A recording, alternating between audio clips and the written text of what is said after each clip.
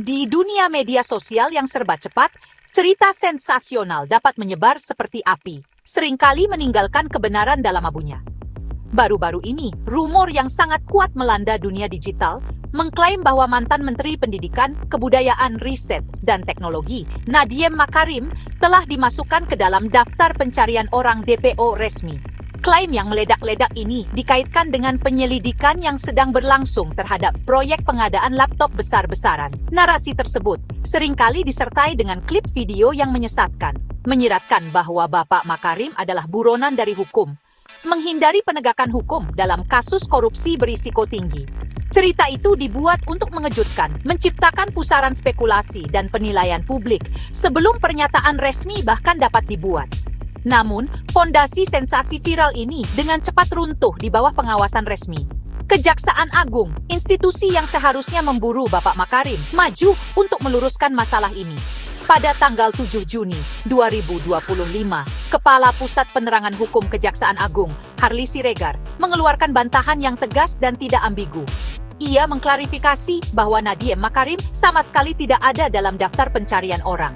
Pernyataan itu adalah kontranarasi langsung dan kuat, bertujuan untuk memadamkan api disinformasi yang merajalela, yang telah menarik imajinasi publik dan mendominasi percakapan daring selama berhari-hari. Klarifikasi resmi itu melangkah lebih jauh, membongkar narasi palsu itu sepotong demi sepotong. Kejaksaan Agung mengonfirmasi bahwa Nadiem Makarim sama sekali tidak memiliki status hukum yang merugikan dalam kasus ini. Ia bukan tersangka, juga tidak disebut sebagai orang yang menarik perhatian. Ia bahkan belum dipanggil untuk memberikan kesaksian sebagai saksi dalam penyelidikan yang sedang berlangsung. Detail krusial ini menggarisbawahi kesenjangan signifikan antara realitas proses hukum dan fiksi yang diperdagangkan secara daring. Rumor itu bukan hanya sebuah hiperbola. Itu adalah rekayasa lengkap, dibangun di atas fondasi kepalsuan yang dirancang untuk menyesatkan dan provokasi respons publik berdasarkan informasi yang salah. Lebih lanjut memperkuat pernyataan resmi, penasihat hukum Bapak Makarim, pengacara terkemuka Hotman Paris, juga berbicara kepada publik pada tanggal 10 Juni 2025. Ia mengonfirmasi bahwa kliennya berada di Jakarta, melanjutkan aktivitasnya, dan tentu saja tidak bersembunyi. Bapak Paris menekankan komitmen untuk bekerja sama sepenuhnya dengan pihak berwenang jika kesaksian kliennya sewaktu-waktu diperlukan. Pernyataan dari tim hukumnya ini berfungsi sebagai pilar kebenaran penting lainnya, menunjukkan transparansi dan siapan untuk terlibat dalam proses hukum, secara langsung membantah narasi buronan yang telah begitu ceroboh dan luas beredar di berbagai platform digital.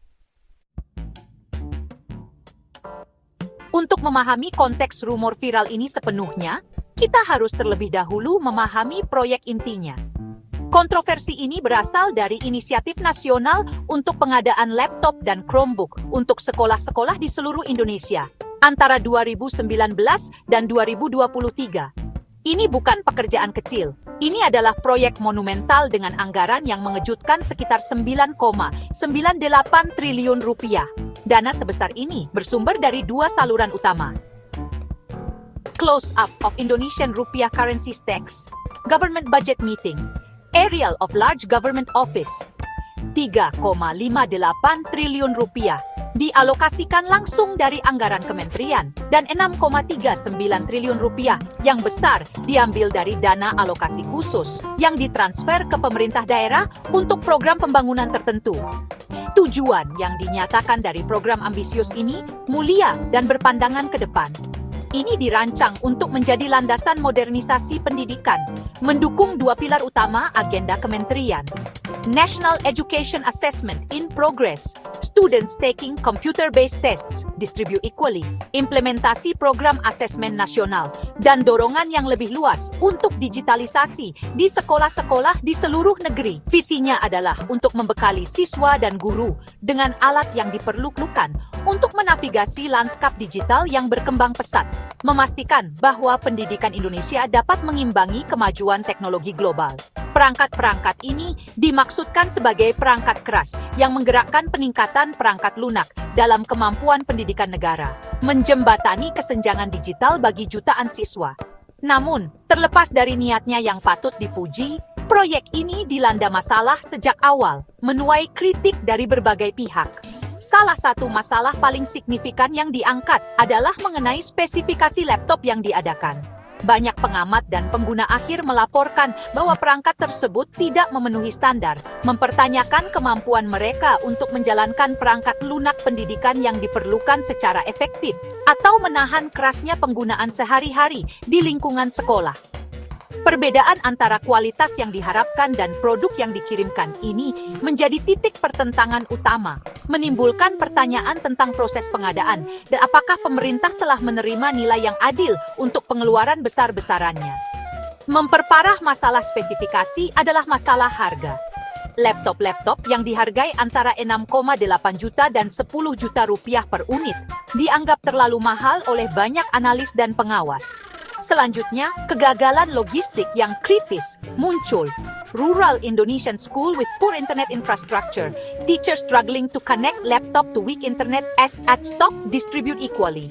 Di banyak daerah terpencil atau kurang terlayani, perangkat baru itu menjadi praktis tidak berguna karena kurangnya konektivitas internet yang andal.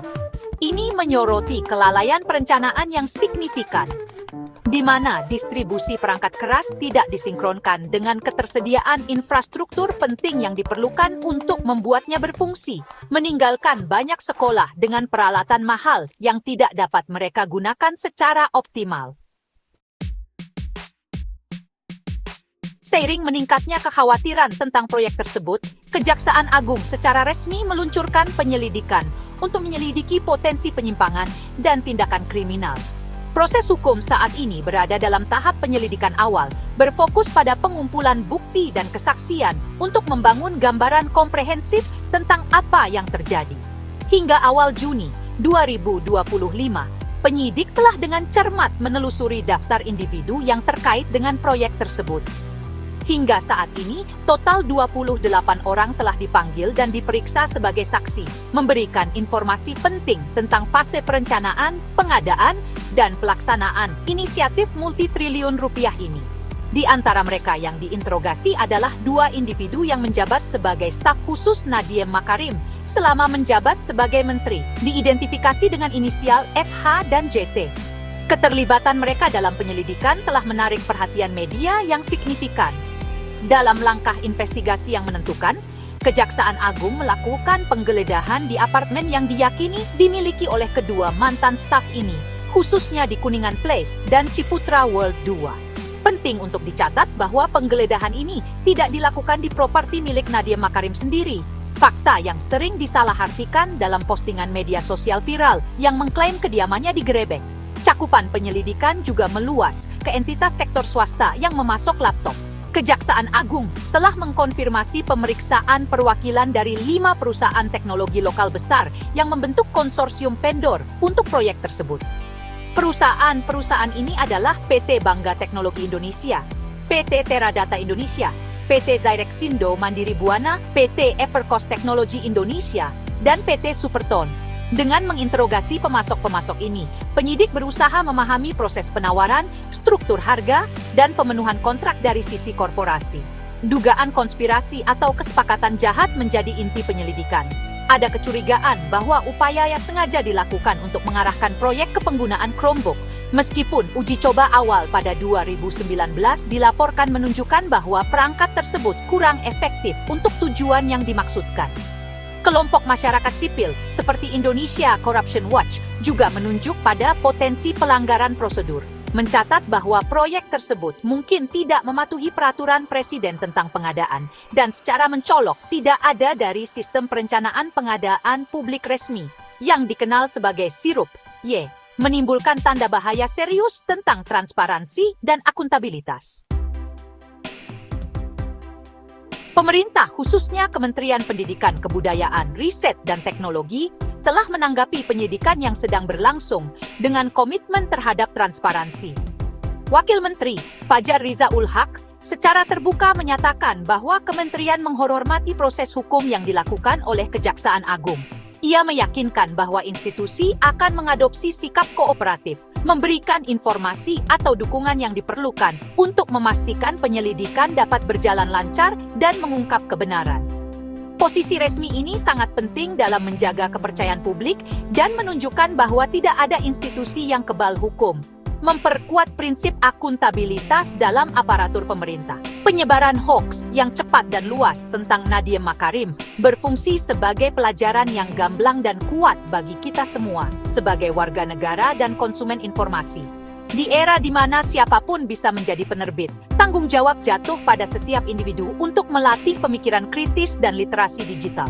Sangat penting untuk mempertanyakan sumber informasi, mencari konfirmasi dari outlet berita arus utama yang kredibel, dan menahan keinginan untuk segera membagikan klaim sensasional.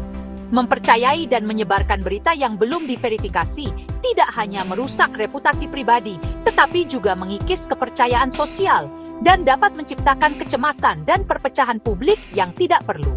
Kejaksaan Agung secara eksplisit mengimbau masyarakat untuk berhati-hati dan bersabar.